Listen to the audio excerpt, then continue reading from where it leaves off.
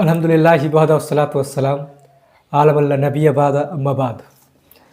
आज के वीडियो में जिस टॉपिक को मैंने साझा करने के बारे में सोचा है वो टॉपिक है सच्चे आलिम की निशानी।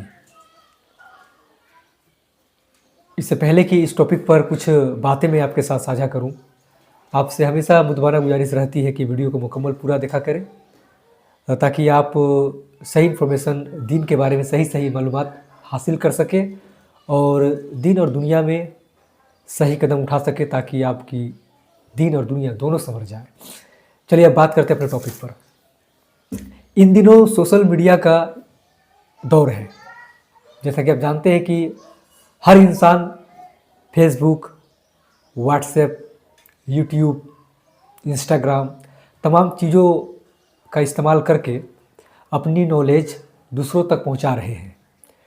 इस तरह से देखा जाए तो एक बहुत बड़ी गलतफहमी भी जिसे हम फितना कह सकते हैं वो भी सामने देखने को मिल रही है। वो ये कि आम जो लिसनर हैं, सुनने वाले हैं, वो तय नहीं कर पाते हैं कि आखिर किसे तालीम याफ्ता इंसान कहा जाए, कौन सच में आलिम है और कौन सच में आलिम नहीं है। इसलिए मुझे लगा कि इस टॉपिक पर लोगों को सही रहनुमाई करने की ज़रूरत है।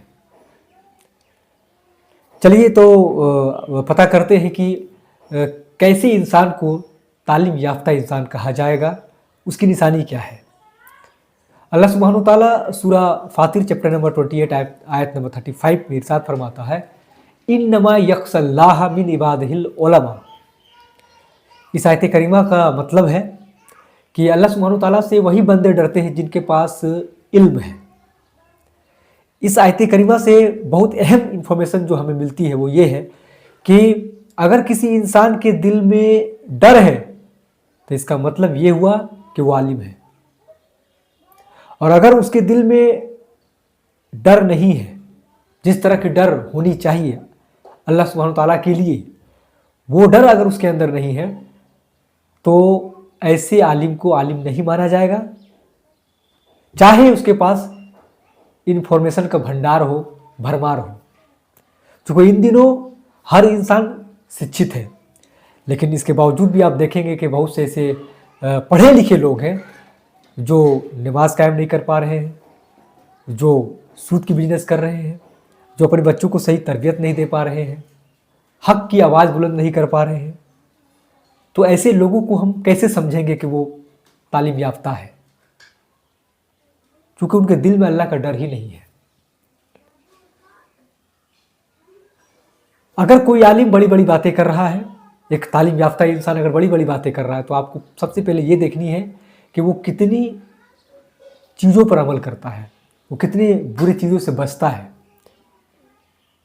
अगर वो बुरी चीज़ों से बच रहा है तो उसका इल्म काबिल समझा जाएगा और उसे ही आलिम माना जाएगा। ये बात बताना इसलिए ज़रूरी मैं समझ रहा हूँ क्योंकि आज बहुत से लोग तालीम जो है टोकरी में भर भर कर, ये आम भाषा में कहा जाए, लोगों को बांट रहे हैं। हर इंसान शिक्षक नज़र आ रहा है। सोशल मीडिया का दौर है, मोबाइल उनके हाथ में है, बैठकर वीडियो बनाना शुरू कर देते हैं, जबकि हकीकत में उनके पास जो एक गहरी समझ होती है, एक इल्म की जो शर्त होती है, वो उनके पास नहीं है। और शर्त क्या है? अल्लाह सुब्हानहू ताला का डर। अगर किसी के सीने में अल्लाह सुब्हानहू ताला का डर है तो यकीनन वो इल्म वाला है, क्योंकि अल्लाह सुब्हानहू ताला की जो बात है वो कभी गलत नहीं हो सकती है। अल्लाह सुब्हानहू ताला का इरशाद है, फिर से मैं इस बात को रिपीट कर देता हूँ कि इन्नमा यख्शल्लाह मिन इबादिहिल उलमा। अल्लाह सुब्हानहू ताला से वही बंदे डरते हैं जिनके पास इल्म है, और जिनके पास इल्म होगा वो अल्लाह से डरेगा, यानी अल्लाह का डर तालीम याफ्ता होने की निशानी है। चलिए मिलते हैं नेक्स्ट इस्लामिक वीडियो के साथ। अल्लाह से मेरी दुआ है कि अल्लाह सुब्हानहू ताला हम सबको ईमान के साथ निकम्मल करने की तौफीक अता फरमाए।